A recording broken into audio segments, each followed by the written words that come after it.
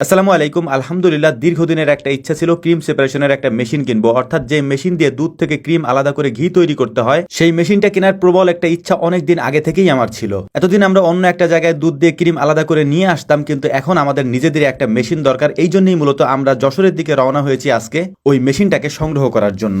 আমরা আমাদের খামার থেকে কয়েক বোতল দুধ নিয়ে যাচ্ছি ওই মেশিনটাকে আনার সময় পরীক্ষা করে যাতে আমরা নিয়ে আসতে পারি। এটা খুবই এক্সাইটেড একটা ব্যাপার আমাদের জন্য, কারণ হচ্ছে এর আগে এই মেশিন আমরা কখনো কিনি নাই। এর আগে দেখেছি এটা কিভাবে সেপারেশন করতে হয়, অর্থাৎ দুধ থেকে ক্রিমটা কিভাবে আলাদা হয়। যখন আমাদেরকে দুধ থেকে ক্রিমটা আলাদা করে দিত তখন আমরা শুধু এটা দেখতাম। আজকে আলহামদুলিল্লাহ আমাদের নিজেদের একটা মেশিন হবে, এটা ভাবতেই খুব ভালো লাগতেছিল। আলহামদুলিল্লাহ, যাত্রাপথে আমরা নড়াইলে গাড়ি থামিয়ে ওখান থেকে দুপুরের খাওয়া দাওয়া শেষ করে আমরা চলে এসেছি যশোরে। যশোরে আসার পর যে ভাইয়ের থেকে আমরা এই মেশিনটা নিব ওই ভাইয়ের সাথে আমাদের সাক্ষাৎ হলো। এই ভাইয়ের সাথে আমার দীর্ঘদিন আগে থেকেই পরিচয়, যখন থেকে আমি অনলাইনে ভিডিও করতাম না তারও আগে থেকে আপনারা দেখেছেন যে আমাদের খামারে দুইটা মেশিন আছে, ঘাস কাটার মেশিন। এই মেশিনগুলি ওই ভাইয়ের থেকেই আমি নিয়েছিলাম। আমি যখন বলি আপনাদেরকে মাঝে মাঝে যে ভিডিওতে যে যশোর থেকে মেশিনগুলো আমরা এনেছি, তো মূলত এই ভাইয়ের থেকে এই দুটোটা মেশিন আমি নিয়েছিলাম। তো আজকে আমরা মূলত এখানে এসেছি ক্রিম সেপারেশন মেশিনটা নেওয়ার জন্য। সেটা আগে থেকেই ভাই আলাদা করে রেখেছিলেন এবং আমাদেরকে সুন্দরভাবে বুঝিয়ে দিচ্ছিলেন এভাবে এটা কিভাবে চালাইতে হয়। কারণ হচ্ছে এটা চালানো একটু কঠিন অন্য মেশিনের তুলনায়। যদি আপনি বলেন যে না আমি একবার এটা চালানো শিখে যাবো, এটা অসম্ভব একটা ব্যাপারের। কারণ হচ্ছে এটা খুবই ক্রিটিক্যাল একটা ব্যাপার,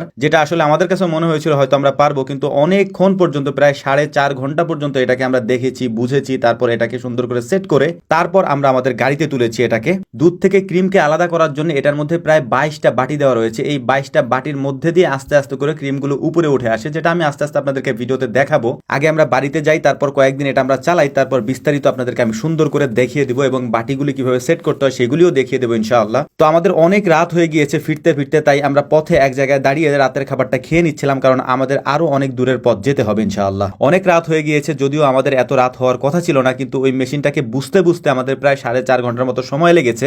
এই 4.5 ঘন্টা ওই মেশিনের কাছে বসে বসে এটাকে আমরা শিখতেছিলাম এবং বুঝতেছিলাম। আমাদের কাছে খুবই কঠিন মনে হচ্ছিল বিষয়টা। মেশিনটাকে বাড়িতে নেওয়ার পর আমরা আবারও চালিয়ে চেক করে দেখবো যে এটা আসলে ঠিক আছে কিনা। এর পাশাপাশি আমরা আব্বাকে ফোন দিয়ে আগেই বলে রেখেছিলাম যে দুধ দহন করে রাখার জন্য, খামার থেকে নিয়ে আসার জন্য।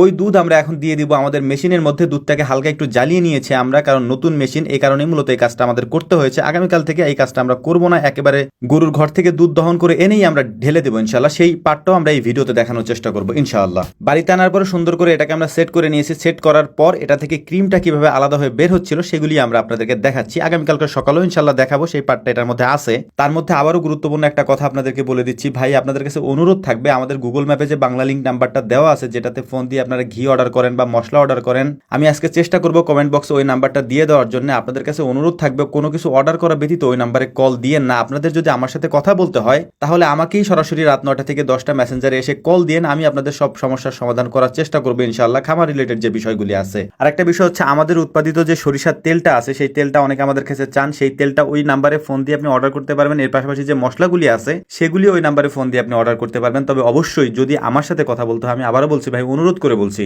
তাহলে আমাকে কল দিন রাত 9টা থেকে 10টা মেসেঞ্জারে এসে, মানে আমাদের যে বিসমিল্লাহ এগ্রোর মেসেঞ্জার রয়েছে সেখানে এসে আমি আপনাদের সমস্ত কথা শুনবো এবং আপনাদের কোনো সমস্যা থাকলে সেটারও সমাধান দেওয়ার চেষ্টা করবো ইনশাআল্লাহ। আমাদের জন্য দোয়া করবেন। আসসালামু আলাইকুম ওয়া রাহমাতুল্লাহ।